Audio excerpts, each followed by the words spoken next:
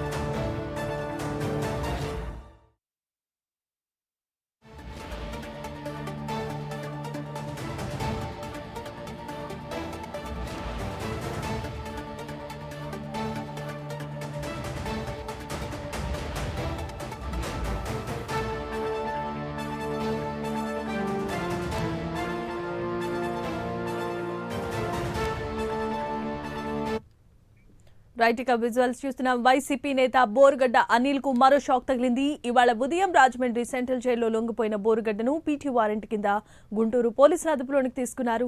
గతంలో ఒక పాస్టర్ ని బెదిరించిన ఘటనలో పట్టాభిపురం స్టేషన్లో కేసు నమోదైనట్లుగా తెలుస్తోంది. దాంతో ఈ కేసులో గుంటూరు కోర్టులో పోలీసులు బోరుగడ్డ అనిల్ ను హాజరుపరచబోతున్నారు. ఇదే అంశానికి సంబంధించిన మరిన్ని అప్డేట్స్ ను రాజమండ్రి నుండి మా కరెస్పాండెంట్ శ్రీరామ్మూర్తి అందిస్తారు. శ్రీరామ్మూర్తి, చెప్పండి.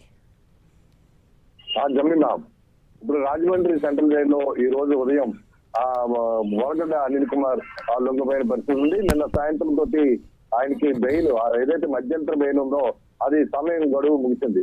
అది పెంచుకునేందుకు ప్రయత్నం చేశారు. అయితే హైకోర్టులో జడ్జి అనుమతించకపోవడంతో వెళ్ళి లొంగిపోవాలి సెంట్రల్ జైలు అని చెప్పేసి ఆదేశించడంతో ఈ రోజు ఉదయం 6 గంటల సమయంలో బోరుగడ్డ అనిల్ కుమార్ ఇక్కడ రాజమండ్రి సెంట్రల్ జైల్లో లొంగిపోయారు. రిమాండ్ ఖైదీగా ఉన్న 1527 నెంబర్ రిమాండ్ ఖైదీగా ఉన్న బోరుగడ్డ అనిల్ కుమార్ ఇప్పుడు లొంగిపోయిన తర్వాత ఇప్పుడు గుంటూరు జిల్లా నుంచి పట్టాభిపురం పోలీస్ స్టేషన్ నుంచి ప్రత్యేకించి పీటీ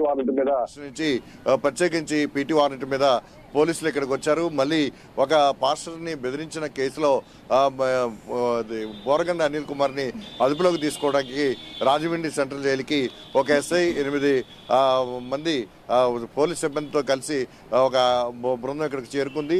మరి కాసేపట్లో అనిల్ కుమార్ని అదుపులో తీసుకునే అవకాశం ఉంది. ఇప్పుడు రాజమండ్రి సెంట్రల్ జైల్లో లోపల ఉన్న బోరుగడ్డ అనిల్ కుమార్ని పీటీ వారెంట్ మీద అదుపులో చూసుకోవడానికి సెంట్రల్ జైలు అధికారులతో వచ్చిన పోలీసు అధికారులు సంప్రదిస్తున్నారు. మరి కాసేపట్లో అదుపులో తీసుకుని గుంటూరుకి తరలించే అవకాశం ఉంది. అయితే నిన్న సాయంత్రం 5 గంటలకి లొంగిపోవడానికి ముందు హైకోర్టులో మధ్యంతర బెయిల్ని పొడిగించుకోవడానికి అనిల్ కుమార్ చేసిన ప్రయత్నం ఫలించలేదు. హైకోర్టు జడ్జి ఆదేశాలతో తిరిగి ఈరోజు ఉదయం లొంగిపోవాల్సి ఉంది. ఇలా చెన్నైలో ఉన్నప్పటికీ కూడా ఆయన విమానంలో వచ్చి రాజమండ్రిలో సెంట్రల్ జైల్లో లొంగిపోవాలని చెప్పి ఆదేశించడంతో ఇవాళ ఉదయం వచ్చి లొంగిపోయిన పరిస్థితి. ఈ నేపథ్యంలో బోరుగడ్డ అనిల్ కుమార్ ని ఇప్పుడు మరి కాసేపట్లో గుంటూరు పోలీసులు అదుపులో తీసుకెళ్లే అవకాశం తీసుకెళ్తారు. ప్రస్తుతం అయితే ఇక్కడ జైలు దగ్గర గుంటూరు సంబంధించిన పోలీసు బృందం అయితే ఇక్కడ ఉంది. అయితే ఇక్కడ ఏదైతే పవన్ కళ్యాణ్ని అలాగే చంద్రబాబుని వారి కుటుంబ సభ్యుల్ని అనుచిత వ్యాఖ్యలు చేసిన ఆ కేసులో బోరుగడ్డ అనిల్ కుమార్ అరెస్ట్ అయిన తర్వాత రాజమండ్రి సెంట్రల్ జైల్లో రిమాండ్లో ఉన్నారు. అయితే ఈ నెల 3వ తేదీన అతనికి మధ్యంతర బెయిల్ రావడంతో విడుదల చేశారు.